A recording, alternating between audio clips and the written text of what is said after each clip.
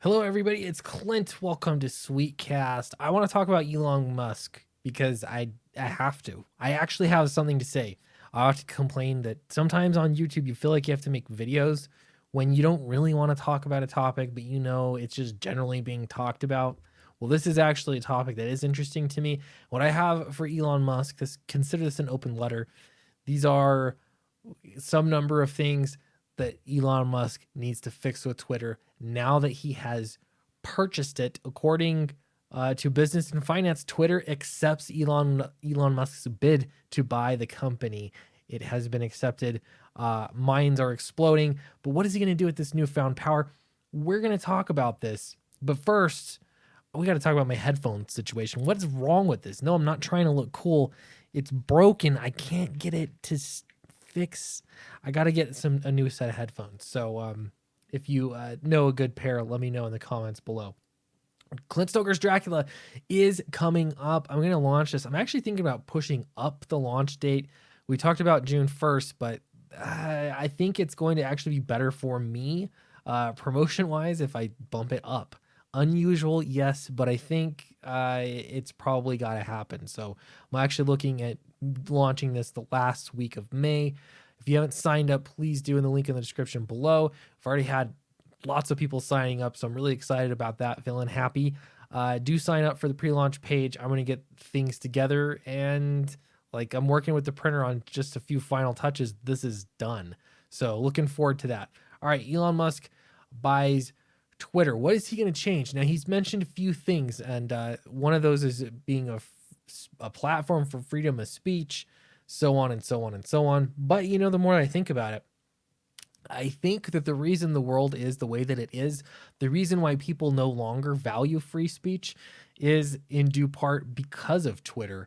It is because it rewards the behavior that is most awful that comes out on Twitter, that it draws out from people. So, just for instance, in our little area of comic books, I can look and see a few bad habits that comic book professionals have that turns everyone off, and it makes the platform terrible. For some reason, people are addicted to Twitter. They're addicted to social media. They go on there for that hit. And I think that Elon Musk could actually make Twitter a better place by making it less interesting, by making it not as addicting. They know exactly what they're doing. They know that it's all like a gambling kind of game. It's a casino effect on your brain.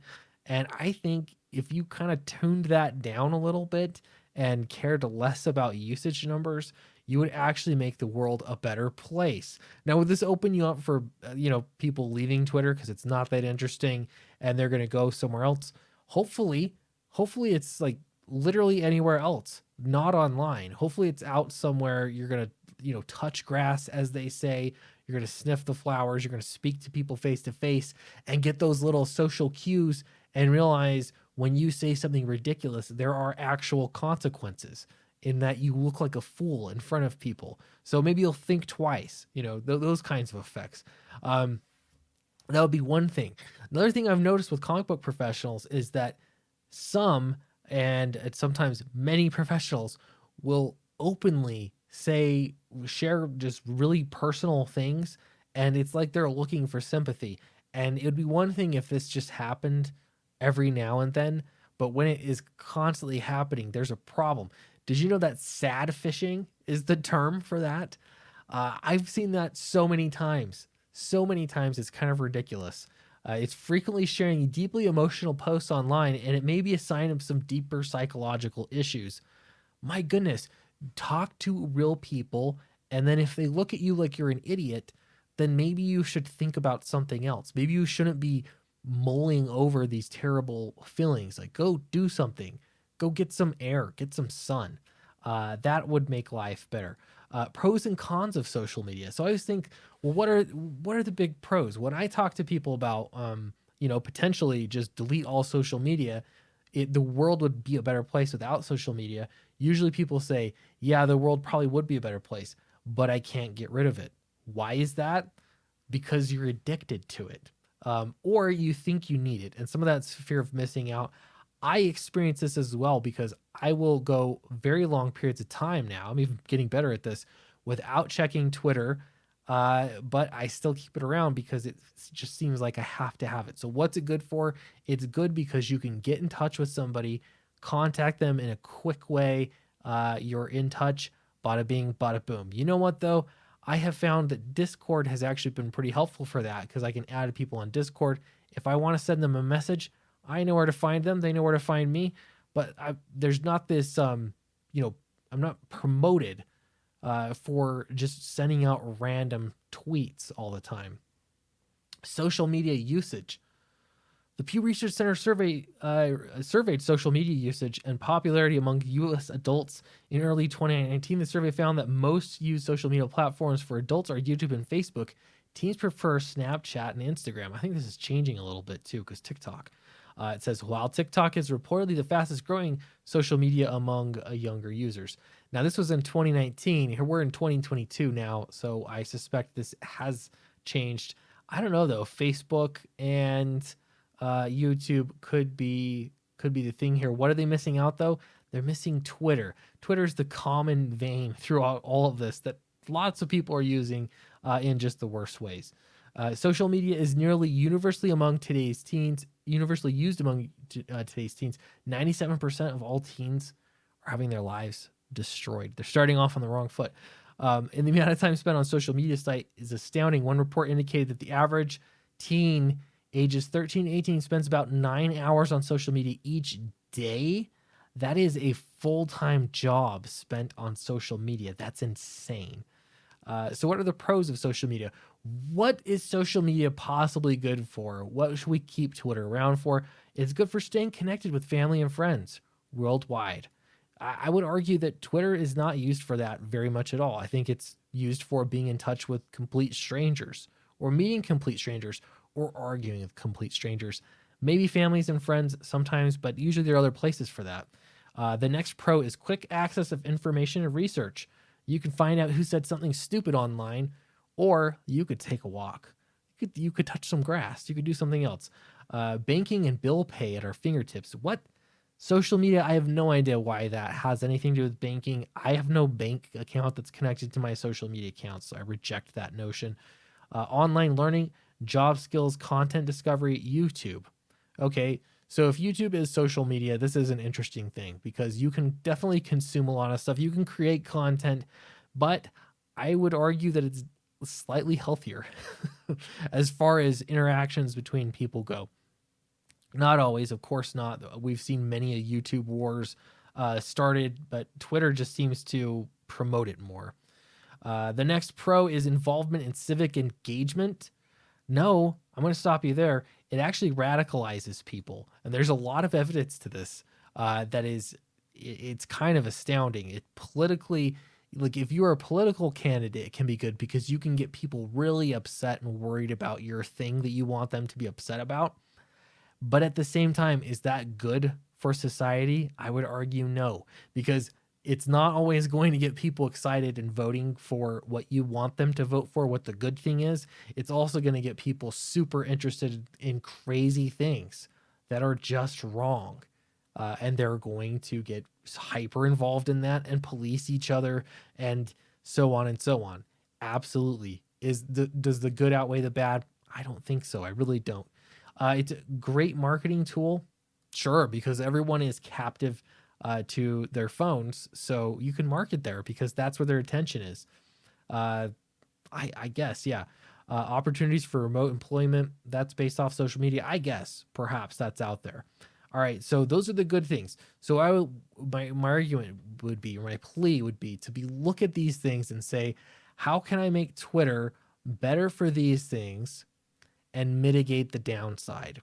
How can I do that? Here are a list of cons that we've got to look out for. Online versus reality. This is one of the biggest things that I see in comic book social media, especially, is that people blur the lines. Social media itself is not the problem, says this article. It's the way people use it in place of an actual communication and in-person socializing.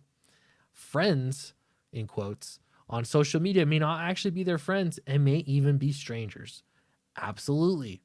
That 100%. Who will help you move if you need to move? Those people are more likely your friends. Will people be your friend? Whatever. It doesn't matter. Social media is what it is. You have to like treat it appropriately. Increased usage, again, when the algorithms are specifically designed to get people to use them, to use these platforms as much as they possibly can, it's going to suck up a huge amount of people's time because it's trying to addict people to it. That's the problem. That's definitely a con. Social media is addicting. We just talked about that. Another con. How do you do that? You take out the addiction without tanking a whole company. I don't know. It almost seems like a good idea just to tank the whole company, but I'm in the mood for that right now. Fear of missing out. That's the downside. I think this is actually huge because you always think of what could be if you are getting rid of social media or spending less time there or not posting as much as you should. What are you missing out on? I've experienced this with YouTube with like how often am I posting videos, and then you have to think, oh man, if I would have posted one more video, if I would have been more diligent doing it every single day or doing it twice a day, I could have grown more. It could have been better. It's never ending. It really is. Self-image issues. I don't know. I wouldn't know anything about that. Social media and bullying. We're going to go into there. I don't know. That's a whole other thing, especially when it comes to younger kids. But it's weird to me that you often will see full-grown adults, professionals with their names out there, that'll be working for major companies, and they'll spend their time cyberbullying people, destroying publishing contracts, trying to intimidate people, on and on and on and on. I've seen it so many times over and over and over again. It's not a positive thing. I like I hear people say to bring bullying back, like that'll fix things. Bullying is still here. It's just stupider now. That's what's changed. It's not like it has been eliminated. It's gone into a weird place where there's no consequences for you being a bully. You can't get popped in the mouth for acting like a fool and trying to ruin someone's life because you can do it behind the safety of your keyboard. I don't think getting rid of bullying is a problem. I think it's still there. It's just that, again, there are no consequences to acting like that. Suicide, what parents can do, yada, yada, yada. All right. So again, a lot of these are for kids, but I'll tell you, full-grown adults have problems with this. I guarantee you that Elon Musk sees this and he knows it. Clearly, he uses Twitter himself because he does tweet. Does he get in fights over it? Is he obsessing over it? Does he waste a lot of time on it? I don't know, but surely he must see that it is absolutely an issue. And he has made statements regarding that. So I don't know. Those are some of the things I would want to consider. If you want to make Twitter a better place, make it less important in people's lives. I think that would actually be a better thing. So yeah, it'll be interesting to see. Let me know in your comments below what advice you'd have for Elon Musk. If you haven't signed up for Dracula, please do so. I'm going to be launching this. I'll be more official about this, but I think I'm going to be moving it up a week. And I'm looking forward to it. It's been a real fun project to put together. Donald DeLay has killed it. He's done such great work. The covers are beautiful and fantastic. I'm really excited for it. And I hope you will join me and support a new comic book that'll be coming fairly soon. Thanks so much. See you next time.